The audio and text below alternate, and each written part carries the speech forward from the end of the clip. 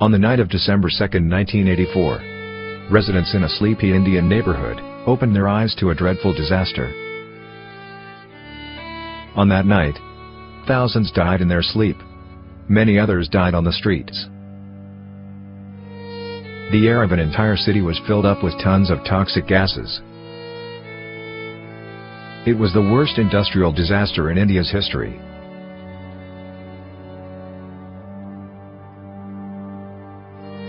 The Bhopal Gas Tragedy.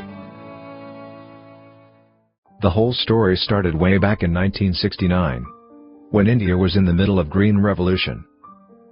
Indian government welcomed the Union Carbide Company, a leading pesticide manufacturer, with open arms. The company started its plant in Bhopal to produce a pesticide called carbaryl, under the brand name 7. The plant used a toxic gas known as methyl isocyanate as an intermediate for the production of 7. When humans are exposed to this toxic gas, it can cause severe eye irritation, breathlessness, vomiting, ultimately leading to death within hours. It also has another important property. It is soluble in water, but also reacts very aggressively with it. Contact with water causes liquid MIC to heat up, boil and vaporize, resulting in severe heat expulsion causing runaway exothermic reaction. As methyl isocyanate or MIC is a highly volatile gas, there were specific guidelines regarding its storage. The company had 3 underground storage tanks which stored MIC. One tank among them should be kept empty as a backup, so that it could store the excess gas from nearby tank. The storage tank should maintain a level of MIC less than 50%. By pressurizing it with inert nitrogen gas. This pressurization allowed liquid MIC to be pumped out of each tank as needed, and also kept impurities and moisture out of the tanks. A refrigeration system meant to cool tanks containing liquid MIC. A slip bind which acts as a watertight seal within a pipe, preventing the entry of any foreign substance into the tank through the pipe. A vent gas scrubber, which is a large tank to collect any accidental gas leak. It then converts the toxic gas into inert one by forcing it through columns of caustic soda. A flare tower, which can burn any accidentally leaked MIC, thereby preventing it from escaping into air. Numerous water hoses were placed around the emergency vent, so that workers could spray water to any escaping gas. MIC dissolves in water, and by creating a water curtain, the workers could control any leak.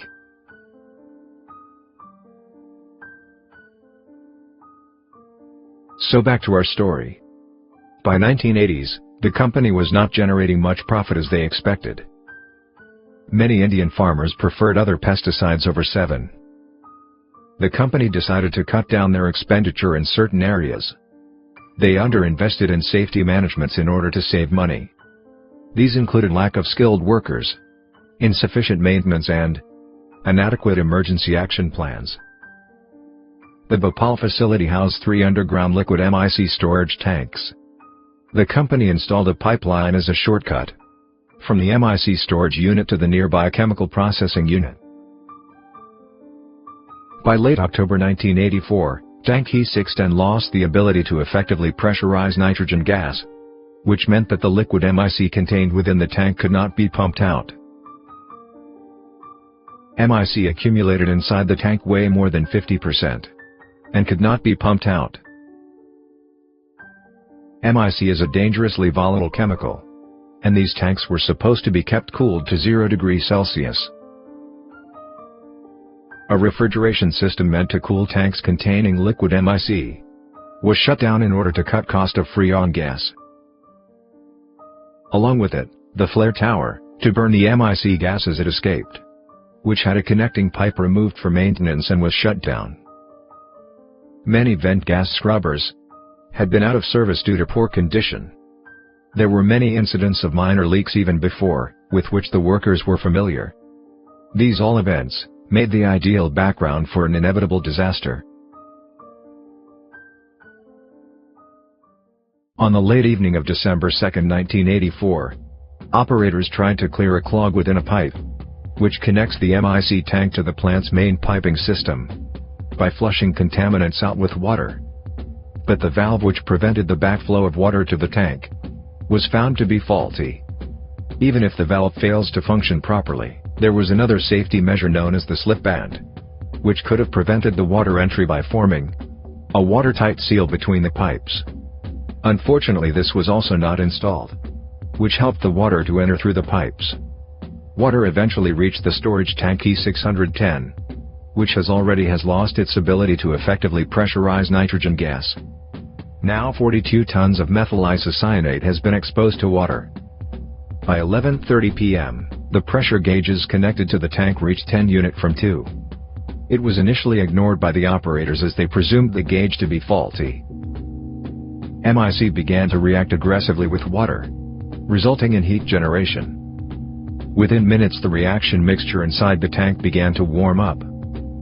This process could have been delayed if the refrigerating system was functioning properly, but it had been switched off months earlier to cut down the cost. Soon, the thermal runaway reaction took place. By 12:20 a.m., the pressure reading inside the tank showed more than 50 unit. The operators rushed to the storage area. The concrete slab under which the underground MIC was placed was vibrating violently. Soon they realized the actual condition inside the tank. Hot MIC vapor burst through the tank's automatic pressure relief system. By 12:30 a.m., operators initiated the emergency responses to neutralize the gas. They tried to activate the vent gas scrubber, but it had been deactivated at the time and had insufficient caustic soda to neutralize the leaked toxic gas. Then they tried to kickstart the flare tower to burn the MIC gas as it escaped. But at that time, it was disconnected from the plant pipe system for maintenance. At that point, nothing could have been done to stop the release. Employee triggered the plant's alarm system at 12:50 to alert the public. But it was too late. Tons of toxic gas has already escaped into the air. The highly toxic substance made its way around small towns near the plant.